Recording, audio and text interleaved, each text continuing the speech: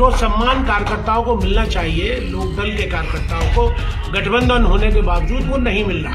कार्यकर्ता अपने सम्मान को बेच के कोई समझौता नहीं करेगा। आरएलडी नेता का छलका दर्द, बोले बीजेपी वाले नहीं कर रहे हैं आरएलडी का सम्मान। आज हम इसी पर करेंगे बात। नमस्कार, 4 PM में आप सभी का स्वागत है। तो पहले चरण के बाद बीच लोकसभा चुनाव में रालोद और बीजेपी में घमासान शुरू हो गया है। आपको जो वीडियो हम दिखाएंगे, सुनाएंगे, उसे देख सुनकर आप खुद समझ जाएंगे कि भाजपा रालोद में कुछ तो गड़बड़ है। जिस तरीके से कुछ दिनों से लगातार बीजेपी आरएलडी कार्यकर्ताओं के बीच में जो कुछ घट रहा है, जिस तरीके से हाथापाई हो रही है, उससे तो यही लग रहा है कि दल तो मिल गए हैं लेकिन दिल अभी नहीं मिले हैं। जी हां, जब से रालोद चीफ जयंत चौधरी इंडिया गठबंधन छोड़कर बीजेपी के साथ गए, एनडीए के साथ गए, उनको 2 सीटें मिली, बिजनौर और बागपत।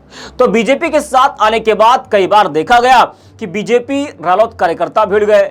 2 जगह से तस्वीरें सामने आई थी जहां भाजपा रालोद के कार्यकर्ताओं में हाथापाई हो गई थी। मेरठ से एक वीडियो आया था जिसमें जयंत चौधरी की सभा में आरएलडी समर्थकों ने बीजेपी कार्यकर्ताओं को पीट दिया था। उस घटना का वीडियो सोशल मीडिया पर तेजी से वायरल हुआ था और दोनों की फजीहत भी हुई थी। वहीं बागपत में भी आरएलडी बीजेपी कार्यकर्ता भिड़ गए थे।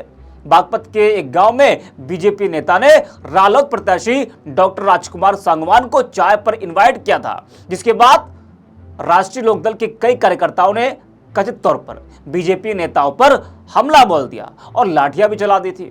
तो इस तरह से बीजेपी रालोद के कुछ रिश्ते हैं इस समय। वही अब जो खबर आई है वो आपको बताते हैं, वो भी खबर चौंकाने वाली है। बता दें कि रालोद नेता कुंवर नरेंद्र सिंह ने बीजेपी पर बड़ा आरोप लगाया है। उन्होंने कहा कि बीजेपी से गठबंधन के बाद हमें सम्मान नहीं मिल पा रहा है, कार्यकर्ताओं को प्रचार के लिए गाड़ी नहीं मिल रही है, अपनी जेब से पैसे हमें खर्च करने पड़ रहे हैं। वो कहते हैं कि बीजेपी लोकदल को घास तक नहीं डाल रही है, मंच पर हमारे नेताओं को बोलने नहीं देते हैं बीजेपी वाले। ऐसा समझौता हम मानने को तैयार नहीं है। आरएलडी नेता कार्यकर्ता स्वाभिमान बेचकर समझौता नहीं करेंगे। तो ये देखिए किस तरीके से आरएलडी नेता कह रहे कि बीजेपी वाले उनका सम्मान नहीं कर रहे, आरएलडी वालों को बीजेपी वाले मंच से बोलने तक नहीं देते हैं। अब क्या अपने नेता की इस बात को, अपने कार्यकर्ता की इस बात को जयंत चौधरी गंभीरता से लेंगे या फिर वो सुनकर इग्नोर मार देंगे? क्योंकि अगर उनको अपने कार्यकर्ताओं की चिंता होगी तो जरूर वो इस पर कुछ बोलेंगे, नहीं तो ऐसे ही वो अपने कार्यकर्ताओं का अपमान होते हुए वो देखते रहेंगे। क्या कुछ कहा है आपको सुनाते हैं। देखिए, चुनाव सन्निकट है, 26 तारीख को मतदान होना है। भारतीय जनता पार्टी और राष्ट्रीय लोकदल का गठबंधन है। माननीय जयंत जी इसके लिए भरसक प्रयास कर रहे हैं। हमारी तो मात्र 2 ही सीटें हैं पश्चिमी उत्तर प्रदेश में, लेकिन भारतीय जनता पार्टी तो 80-85 सीटों पर लड़ रही है। और पश्चिमी उत्तर प्रदेश जो चौधरी चरण सिंह का, अजीत सिंह जी का प्रभावी क्षेत्र है, राष्ट्रीय लोकदल का प्रभावी क्षेत्र है, वहाँ भारतीय जनता पार्टी के कार्यकर्ता मतदान के लिए तैयारी कर रहे हैं। लेकिन वो जो तालमेल होना चाहिए, मैं चूंकि हस्तिनापुर का प्रभारी भी हूँ, उसमें 4 लोकसभा है, कैराना है, बागपत है, मेरठ है, मुजफ्फरनगर है, वहाँ गया भी हूँ मैं। हस्तिनापुर जो कि बिजनौर में आती है विधानसभा, वहाँ भी गया हूँ मैं। तो वहाँ सब माहौल है तो फेवर में, लेकिन जो सम्मान कार्यकर्ताओं को मिलना चाहिए, लोकदल के कार्यकर्ताओं को गठबंधन होने के बावजूद वो नहीं मिल रहा। तो इस बात की वेदना है हमको। हमारे नेतृत्व ने कोई निर्णय ले लिया, वो हमारे सिर माथे है। हम तो एक कार्यकर्ता हैं, सब लोग कार्यकर्ता, लेकिन कार्यकर्ता अपने सम्मान को बेच के कोई समझौता नहीं करेगा। इसलिए यहाँ पर भी कई मीटिंगें हुई हैं, उनमें हमारी महिलाओं को, हमारे कार्यकर्ताओं को, पदाधिकारियों, हम पदाधिकारी बाद में, हम सब अजीत सिंह के, चरण सिंह जी की रीति नीति के, उनकी योजनाओं के हम सब अनुयायी हैं। किसानों की पार्टी है, मजदूरों की पार्टी है और मजलूमों की पार्टी है, तो उसमें हम सब लोग मिलकर काम कर रहे हैं। लेकिन सम्मान के साथ अगर कोई समझौता करने के लिए दबाव डालेगा या ये टेक इट फॉर ग्रांटेड लेगा कि ये तो हमारे लोकदल के हैं ही सब, ये तो सब रहेंगे, तो वो समझौता हम नहीं मानने को तैयार है। ऐसा कुछ हमारे यहाँ के जिले के नेतृत्व से भी कुछ भूल हुई है, चूक हुई है या जानबूझ के किया उन्होंने, तो ये उनका अपराध है, मैं इसे अपराध की श्रेणी मानूं। और अनजाने में किया है तो अपने में सुधार कर ले। वो अभी भी समय है, बेटी बाप की है, चुनाव अभी होने वाला है, इसलिए हर महिलाओं को, हर कार्य छोटा हो चाहे बड़ा हो, अपना वजूद सब रखता है, कोई अपने वजूद से बाहर नहीं है। लेकिन अगर उन्होंने कोई ऐसी त्रुटि जानबूझ के की है, मुझे भी लोग बलदेव की मीटिंग में बोलने नहीं दिया गया है। अब यहाँ वृंदावन छठी ग्राम में अभी अमित शाह आए थे, उसकी मुझ पर कोई सूचना नहीं थी, और लोग मुझे फोन कर रहे हैं कि आप मंच पे नहीं दिख रहे हैं, आप मंच पे नहीं दिख रहे हैं, तो मैं अपमान सहने के लिए उस मंच पे नहीं जाऊंगा। वहाँ चाहे कंचन बरसे मैं नहीं जा रहा वहाँ पे कंचन लेने।